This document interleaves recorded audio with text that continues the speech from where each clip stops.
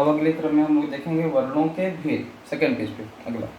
तो भैया हम लोग अब वर्णों के बारे में जानिए कि किनको वर्ण कहते हैं, ठीक है। वर्ण कैसे बोला जाएंगे, कौन से बड़े वर्ण हैं, कौन से बड़े वर्ण हैं, या कौन से छोटे वर्ण हैं, बड़े अक्षर हैं, बड़े शब्द हैं, और कौन से छोटे शब्द हैं, किनको बोलने में ज़्यादा समय लग रहा है, जिनको लिखने में ज़्यादा समय लग रहा है, जिनको बोलने में ज़्यादा समय लग रहा है, और कौन से छोटे शब्द हैं जिनको बोलने में कम मात्राओं का प्रयोग होता है, कम शब्दों का प्रयोग, कम अक्षरों का प्रयोग होता है। तो इसमें एक प्रकार हम लोग देखें। अब अगला क्रम आ रहा है वर्णों के भेद। जो वर्ण हम लोग लिखते हैं, जो ध्वनियाँ, जो अक्षरों का प्रयोग करते हैं, उनके भेद क्या है, वो कितने, भेद का मतलब प्रकार, कितने प्रकार के होते हैं, how many kinds are there, ठीक है। तो बोले कि वो कितने प्रकार के होते हैं वो जानेंगे। तो बोले कि वर्ण दो प्रकार के होते हैं, पहला स्वर और दूसरा व्यंजन। वर्ण कितने प्रकार के होते हैं, तो वर्ण दो प्रकार के होते हैं। जब भी पूछा जाए तो यही आंसर देंगे। बोले कि वर्ण कितने प्रकार के होते हैं, वर्ण दो, यानी कि एक होता है स्वर और दूसरा होता है व्यंजन, ठीक है। अब क्या क्या हो रहा है, तो बोले कि स्वर वर्ण, जो पहला बताया स्वर होता है, जिनको स्वर कहते हैं। स्वर क्या है, तो बोले कि जो वर्ण माने जो अक्षर, जो ध्वनियाँ बिना किसी की सहायता से बोले जाते हैं, यानी ऐसे अक्षरों को, ऐसे ध्वनियों को, ऐसे वर्णों को बोलने में जिसकी किसी अन्य की, दूसरे की, अगले की सहायता, मदद न लेनी पड़े, वे स्वर कहलाते हैं। हिंदी वर्णमाला में, यानी हिंदी वर्णमाला जो हमारे पास है, उनमें टोटल कितने, उनमें कुल इनमें 11 स्वर होते हैं। देखिए इसमें आपके बुक में बताया होगा 11 स्वर होते हैं, लेकिन उसमें दो अतिरिक्त भी होते हैं। कौन कौन से, अंग और अह।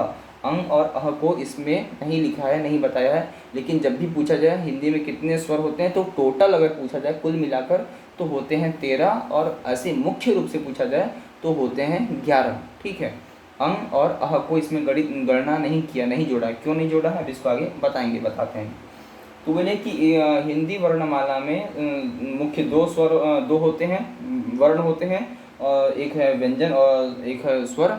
तो बोले स्वर कौन कौन से होते हैं, तो बोले जो वर्ण बिना किसी सहायता के बोले जाते हैं उनको स्वर कहते हैं। तो स्वर किससे कहते हैं भैया, पूछा जाए तो बोलेंगे जो अक्षर, जो ध्वनियाँ, जो वर्ण किसी की सहायता से नहीं बोले जाते, यानी वो सेल्फ डिपेंडेंट होते हैं, डिपेंडेंट होते हैं। तो उनको बोलने के लिए वो स्वयं का ही प्रयोग करते हैं, वह अन्य किसी दूसरे की मदद नहीं लेते, सहायता नहीं लेते बोलने में, लिखने में, ठीक है।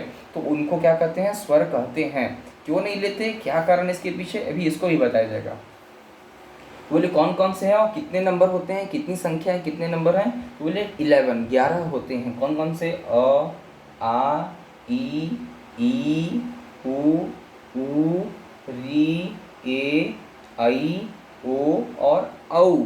इसके बाद और भी आपने जाना होगा, पढ़ा होगा, अंग और अह, ठीक है। तो ये जो अ की मात्रा है, बड़ा अ की मात्रा, छोटी की मात्रा, बड़ी की मात्रा, ऊ की मात्रा, बड़ा ऊ की मात्रा, री की मात्रा, ए की मात्रा, ऐ की मात्रा, ओ की मात्रा और औ की मात्रा, तो इन सभी अक्षरों को, वर्णों को, ध्वनियों को बोलने में मैंने मात्रा शब्द का प्रयोग किया।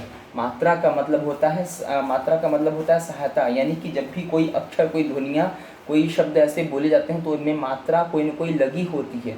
यानी ये ऐसी मात्रा हैं जो दूसरों को बोलने में मदद देती हैं। ये अपने बोले जाने के लिए किसी की मदद लेती नहीं, ये किसी का हेल्प लेती नहीं है, ये हेल्प करती हैं। एक दूसरों अक्षरों की, दूसरे ध्वनियों की, वर्णों की मदद करती हैं। तो बोले किसकी मदद करती हैं, इनके अलावा है कौन, तो बोले वही जो दूसरा वाला भाग था। कौन, तो बोले कि जो स्वर के बाद व्यंजन था, इन व्यंजनों को, इन व्यंजन वर्णों को, अक्षरों को, ध्वनियों को, यानी क से लेके ज्ञ तक में जितने भी, क से लेकर के ज्ञ तक में जितने भी अक्षर, जितने भी ध्वनियाँ, वर्ण आते हैं, क ख ग घ अंग च छ ज इत्यादि पूरे के पूरे, इन सभी को बोलने में, लिखने में, पढ़ने में किसकी सहायता लेनी पड़ती है, स्वरों की सहायता लेनी। यानी कि ये जो स्वर हैं, ये जो वॉवेल्स हैं, ये मदद करते हैं, किनकी मदद करते हैं, तो ये व्यंजन वर्णों की मदद करते हैं, ये सहायता करते हैं किनके बोले जाने में, तो यानी व्यंजन वर्णों के बोले जाने में, लिखे जाने में, पढ़े जाने में ये मदद करते हैं। किसकी, स्वर मदद करते हैं, किसकी, व्यंजन वर्णों की मदद करते हैं, ठीक है। तो ये जो स्वर वर्ण है ये मदद करते हैं, ना कि किसी की मदद लेते नहीं हैं, ठीक है, क्योंकि ये सेल्फ हैं। तो बोले कि क्या हुआ, तो अगला बोले व्यंजन वर्ण। अब हम लोग जान लिए स्वर वर्ण किसे कहते हैं, तो बोले जो अक्षर, जो ध्वनियाँ बोलने में, लिखने में, पढ़ने में किसी की मदद नहीं लेते, वो स्वयं से बोले जाते हैं, वह किसी की सहायता नहीं लेते, वे स्वर वर्ण कहलाते हैं, ठीक है। और कितने होते हैं, तो वह 11 होते हैं। उनको आप बता देंगे अ आ इ ई उ ऊ ऋ ऐ ए ओ अ इत्यादि। अब अगला आया व्यंजन वर्ण। व्यंजन वर्ण किसको किसको कहते हैं, क्या है व्यंजन वर्ण? तो बोले जो वर्ण यानी जो अक्षर, जो ध्वनि स्वर की सहायता से बोले जाते हैं वे व्यंजन वर्ण कहलाते हैं। बोले अब आ गया, अभी ये लोग मदद कर रहे थे लेकिन इन लोग की मदद ले कौन रहा था? तो अगला व्यक्ति भी आके बोला हाँ मैं मदद इनकी लेता हूँ, मैं इनकी सहायता ले रहा हूँ, ये जो सहायता कर रहे हैं उनकी सहायता को स्वीकार करने वाला, लेने वाला मैं हूँ। उसने आके बताया, अपना नाम बताया, स्वीकार किया। कौन ले रहा था? तो व्यंजन जितने के जितने थे टोटल, ये लोग मदद ले रहे थे, ये किसी की मदद कर नहीं रहे थे। इनको आवश्यकता है हेल्प लेने की, हेल्प करने की इनको ज़रूरत नहीं है। तो हेल्प करते हैं स्वर और हेल्प लेता है व्यंजन वर्ण, मदद लेता है, ये स्वीकार करता है। क्या हुआ? तो बोले कि जो वर्ण स्वरों की सहायता से बोले जाते हैं, सहायता से, मदद से, ठीक है। तो जब स्वर लोग जो जितने 11 ठो है ना, ये 11 के 11 इन 25 की मदद करते हैं, 25 की आके मदद करते हैं बोलने में, लिखने में, पढ़ने में। तो बोले कि ये जो सहायता से बोले जाते हैं वे व्यंजन वर्ण कहलाते हैं।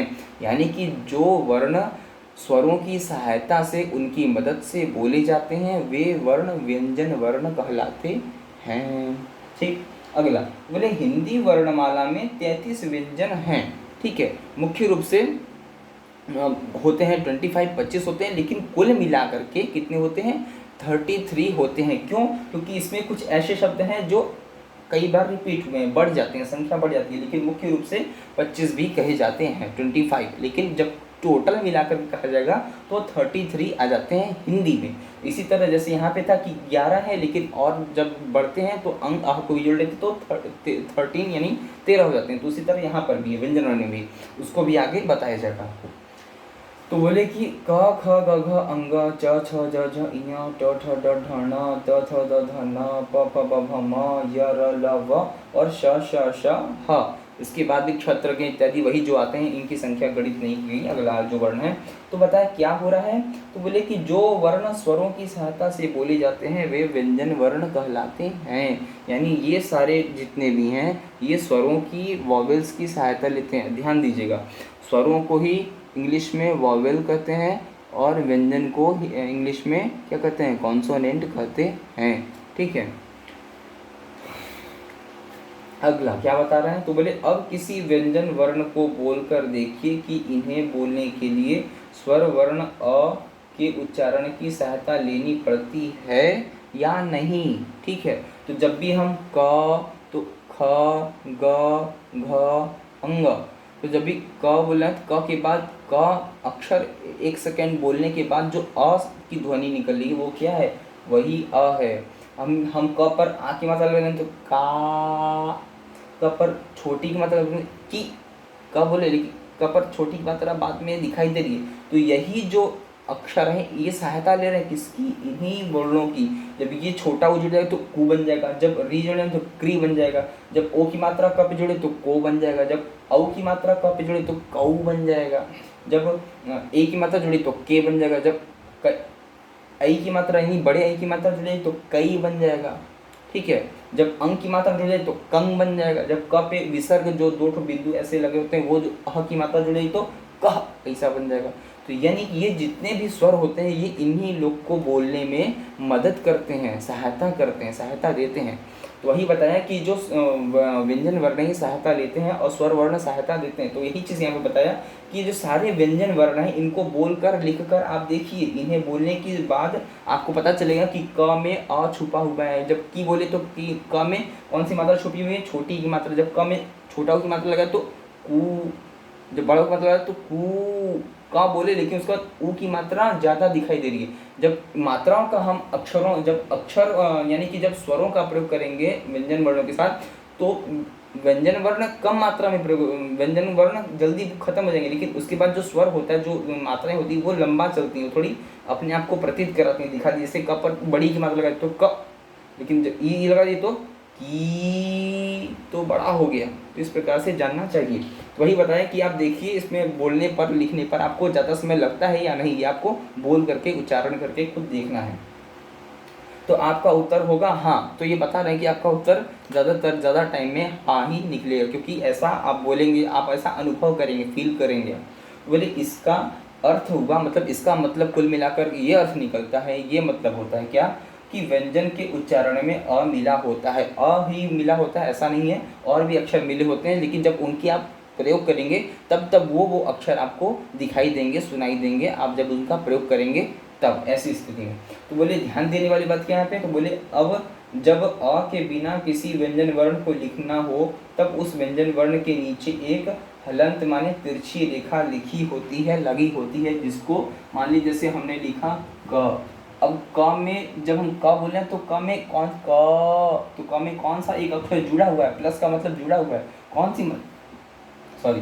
सी मात्रा जुड़ी है, तो अ की मात्रा जुड़ी हुई है, तो क बोल रहे हैं, उसी में आ की मात्रा जुड़ी तो का, ऐसा हो जाएगा।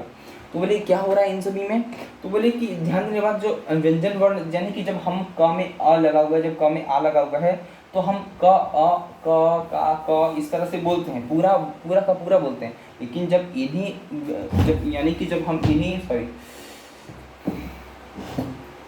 लेकिन जब ऐसी स्थिति हो, क्या हो कि जब हम इन्हीं जो व्यंजन वर्णों के साथ स्वर वर्ण लगते हैं, इन्हीं जो मात्राएं लगती हैं, इनको हटा दिया जाए, इनको न प्रयोग करें। ये वॉवेल्स जो स्वर हैं, ये व्यंजन वर्णों को बोलने में, लिखने में उनकी सहायता न करें, ये अपने हाथ पीछे खींच लें और ये बोल दें कि हम व्यंजन वर्णों की सहायता नहीं करेंगे, तो क्या होगा, तो उन्हीं अक्षरों को, यानी इन व्यंजन वर्णों को बोलने में, लिखने में, पढ़ने में झटका देना पड़ेगा, क्योंकि ये जो स्वर थे अ था, वो अ चला गया, वो सहायता नहीं कर रहा है, वो बोलने में इस क को पूरा ठीक बोलने में मदद नहीं कर रहा। तो क्या हो जाएगा क ख ग घ, क्योंकि वो व्यंजन जो स्वर वर्ण थे उन्होंने अपने हाथ पीछे खींच लिए, वो इन वर्णों के बोलने में, लिखने में मदद नहीं करेंगे। तो क्या हो जाएगा, तब इन वर्णों को झटके से स्पीडली बोला जाएगा। कैसे, क ख ग घ अंग च छ ज झ। क्यों ऐसा बोलना पड़ रहा है, हम क ख ग घ अंग ऐसा क्यों नहीं बोले, क्यों, क्योंकि इन जब हम वर्णों को झटका दे करके, ठीक है, झटके से बोलते हैं, तेजी से बोलते हैं, तो क्या होता है, इनमें से वर्ण, यानी कि इनमें से जो स्वर वर्ण हैं, जो वॉवेल्स हैं, वो हट जाते हैं, वो उनका प्रयोग नहीं होता है। जब प्रयोग नहीं होता है तो क्या होता है, तो बोलिए जब प्रयोग नहीं होता है, जब इनको झटके बोला जाता है, जब स्वर वर्ण इनके साथ नहीं जुड़े होते, तो क्या होता है, जब नहीं जुड़े होते तो उसको दिखाएंगे कैसे, हम बताएंगे कैसे पता चलेगा अगले व्यक्ति को, कैसे समझ में आना चाहिए। तो उसका एक उदाहरण, उसका एक सरल तरीका बता दी कि जब भी किसी अक्षर के नीचे ऐसा चिन्ह लगा हो तो क्या होगा, और ध्यान दें कि इस चिन्ह को कहते हैं हलंत चिन्ह। क्या कहते हैं, हलंत चिन्ह इसका नाम है। इस चिन्ह का, यानी चिन्ह माने निशान, इस मार्क का, इस चिन्ह का नाम है हलंत चिन्ह। इस तरह का चिन्ह जब किसी अक्षर के नीचे लगा होता है तो समझ जाना चाहिए कि उस वर्ण में, उस अक्षर में, उस ध्वनि में कोई ना कोई स्वर, जो वॉवेल्स हैं वो गायब है, वो उसकी मदद नहीं कर रहे हैं।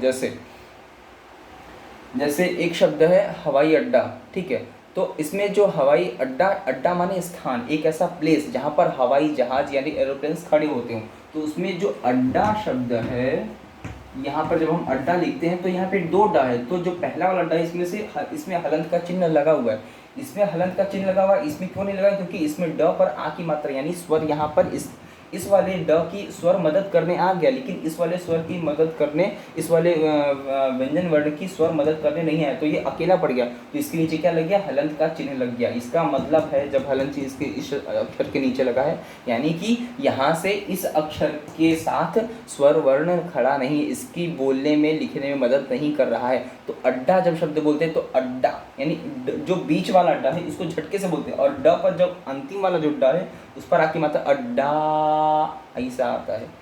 आप बोलेंगे इस तरह के कई सारे, हड्डी, कबड्डी, इसमें डबल ब है, आधा ब है, पूरा ब है, तो तो इसमें जो ऐसा शब्द के कई सारे जो प्रयोग जिसमें झटके से प्रयोग होता हो, जिसमें दो शब्द बोले जा रहा हूँ, एक झटके से बोला जाए और दूसरा वाला लंबे तरीके से बोला जाए, ज़्यादा गहराई से बोला जाए, मात्राओं के साथ बोला जाए, ऐसे शब्दों का प्रयोग करके, बोल करके, लिख करके अपने ध्यान दें, तो आपको यह समझ में आ जाएगा आसानी से। इसको समझने का सरल तरीका है।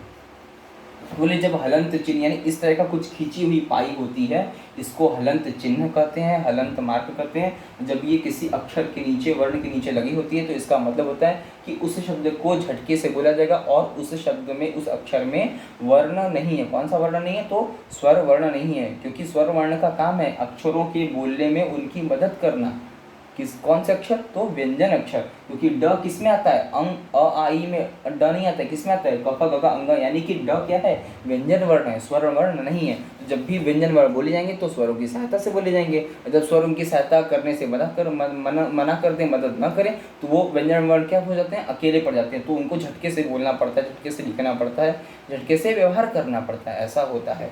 ठीक है, तो वही चीज़ बता रहे हैं यहाँ बुक में कि हलंत चिन्ह लगा दी जाती है। जैसे उदाहरण एग्जाम्पल दिया, क्या बता रहे हैं? बोले क ख, देखिए क ख ग घ, ये जितने भी य स, जितने भी अक्षर लगे हैं सबके नीचे एक चिन्ह जैसा लगा हुआ है, तो इन्हीं चिन्हों को हलंत चिन्ह कहते हैं। यानी इन चिन्हों के लगने का मतलब इनमें स्वर वर्ण वॉवेल्स नहीं की मदद नहीं कर रहे हैं बोलने में। ठीक है, तो यह तिरछी रेखा हलंत चिन्ह कहलाती है, इसको हलंत नामक चिन्ह कहते हैं। ठीक है।